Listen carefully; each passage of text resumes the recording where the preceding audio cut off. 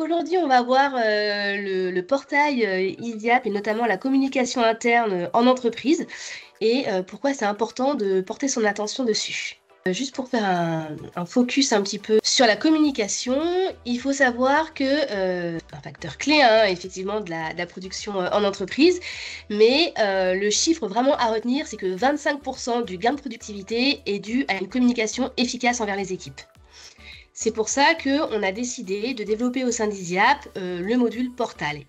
Pourquoi? Parce que tout d'abord, il centralise du coup les ressources et les outils de travail de chaque service. Il améliore ainsi du coup la communication, notamment à travers ce qu'on appelle nous les actualités ou les événements, ce qui donne un gain de productivité, comme je l'ai dit auparavant. Et également, il renforce tout ce qui est collaboration, puisqu'il favorise la communication entre les équipes et les responsables. Et il permet également une personnalisation aux couleurs de l'entreprise. Donc, on peut y retrouver le menu extranet avec l'ensemble des applications. Également, on a intégré un moteur de recherche pour éviter d'ouvrir 36 000 onglets et qu'on s'y perde au final dans nos recherches. À travers le module Portail, on peut également déployer l'identité de la structure, que ce soit au niveau du logo, du message de bienvenue, de la bannière ou des couleurs. Le logo permet de renforcer du coup l'identité de l'entreprise. Il permet également au niveau du module Portail d'afficher du coup le message et la bannière pour avoir une visibilité efficace pour délivrer le bon message à la bonne personne et au bon moment. On peut également y retrouver plusieurs widgets, que ce soit la météo, la messagerie, les actualités, les événements, les tickets ou encore les tâches.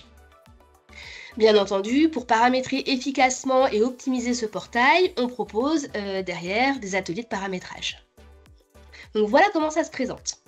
On a le logo de la structure, la charte graphique et le menu extranet, avec des onglets et des sous-onglets. On peut mettre autant d'onglets et de sous-onglets que nécessaire selon vos besoins.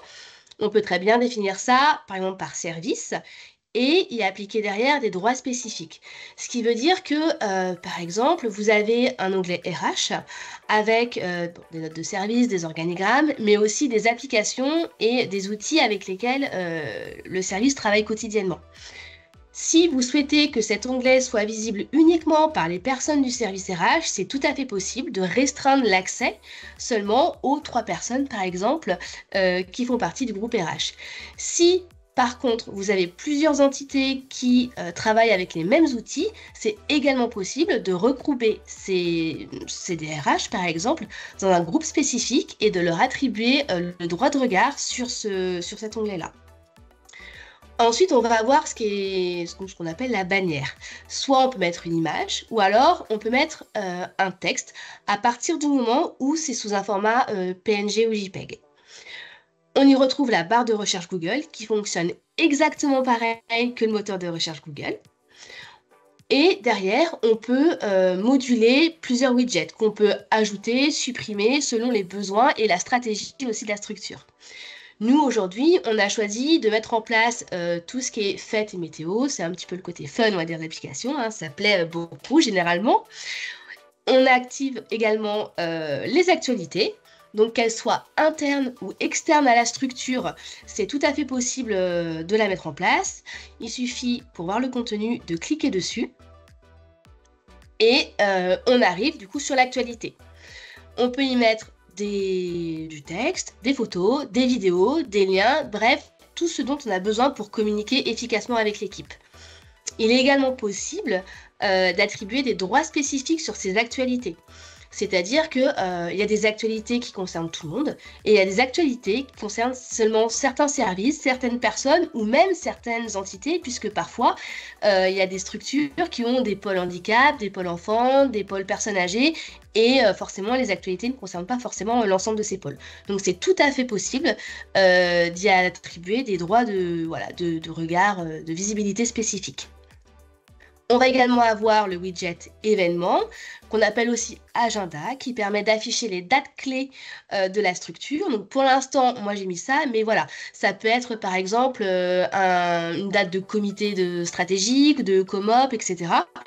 Et à l'intérieur, on peut y mettre la date du jour. Enfin, la date du jour, l'ordre du jour.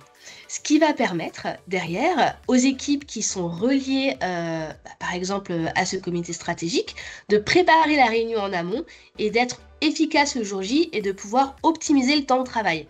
Puisqu'on sait que les réunions, généralement, ça prend quand même beaucoup de temps et qu'on n'a pas forcément beaucoup de temps dans notre journée de travail.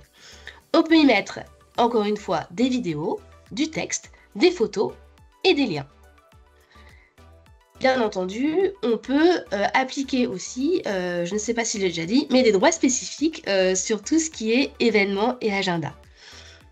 On y retrouve le Microsoft 365 avec les widgets principaux de Microsoft, que ce soit les mails, le Drive, le Teams, le Delve, et ici on a un aperçu de l'agenda de la personne qui est connectée.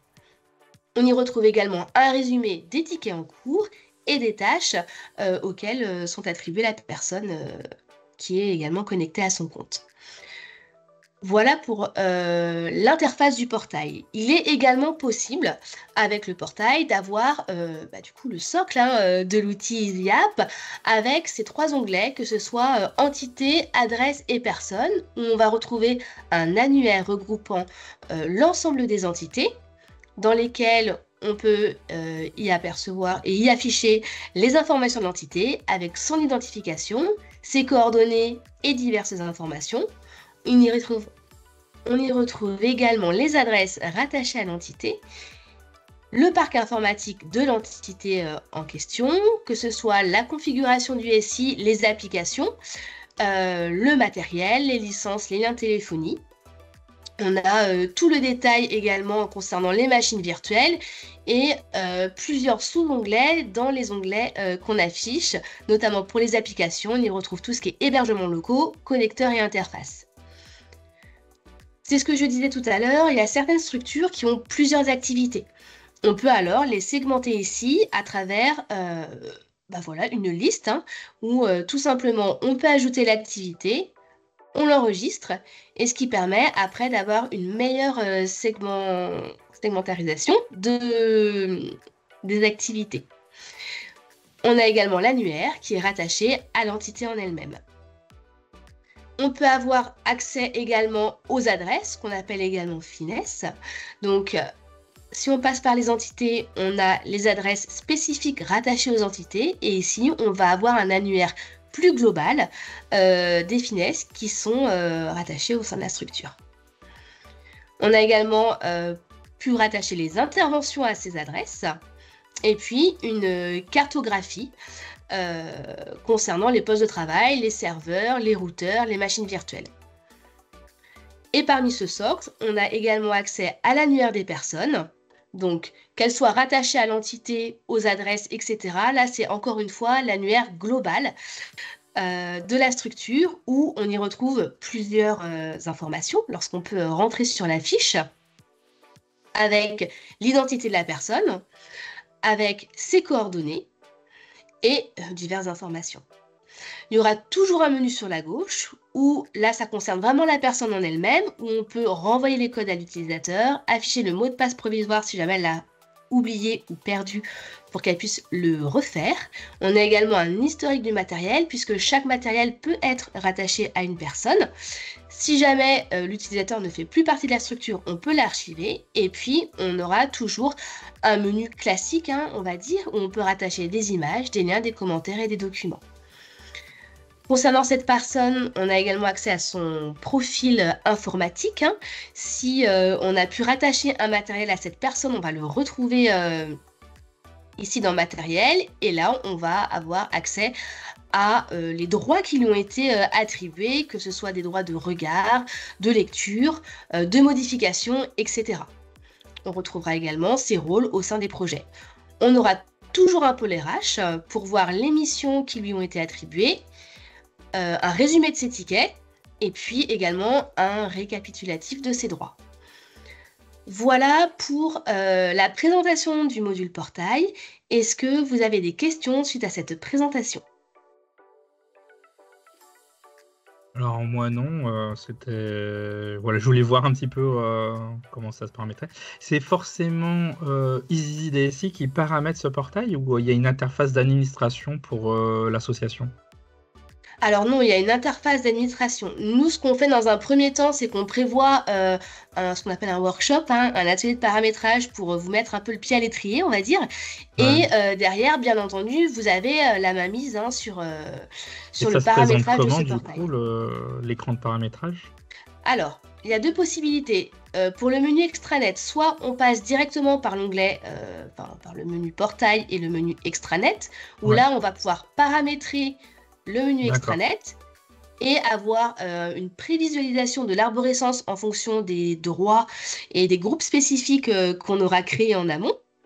Ok. Et ensuite, pour ce qui concerne tout ce qui est logo, charte graphique, il va falloir passer par les paramètres DSI, accéder au portail et aller dans la modification des informations. Où là, on va pouvoir changer le logo, changer la bannière et changer le thème. Ouais, en fait, ouais, c'est très simple en fait quand même. C'est très intuitif. On l'a conçu Euh, intuitif parce que tout le monde n'a pas le même niveau d'informatique, hein. On Bien a sûr. des DG qui étaient encore au papier, au crayon avant le déploiement de l'ESMS numérique, et d'autres, c'était clairement des DSI, hein, donc il a fallu qu'on s'adapte. Ouais, bien sûr. Non, mais ça, en tout cas, ça demande même pour vous, si vous devez travailler dessus, ça vous demande pas de développer quoi que ce soit en fait. On est sur de l'interface graphique. Oui, Ok. tout à fait. On a essayé Euh, d'optimiser au maximum oui, ouais, le ouais, ouais, portail. ok. Ça marche. Et de toute manière, c'est un petit peu comme l'ensemble du produit. Si on a le souhait d'avoir telle ou telle fonctionnalité supplémentaire, on peut vous les soumettre Oui. et un jour ou l'autre, si on est plusieurs clients à la souhaiter, elle peut apparaître. C'est exactement ça, tout Ouais, à fait.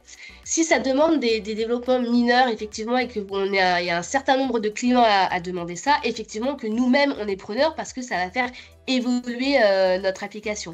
bien Maintenant, sûr. si c'est un seul client avec un gros développement, dans ce cas-là, ce sera peut-être à voir sur devis. Oui, Mais c'est un autre tout est sujet. possible en tout cas. Et ben merci à vous. Merci Loïc, Passez merci une bonne beaucoup. journée. À bientôt. Au Au revoir. revoir. Au Au revoir. revoir, merci.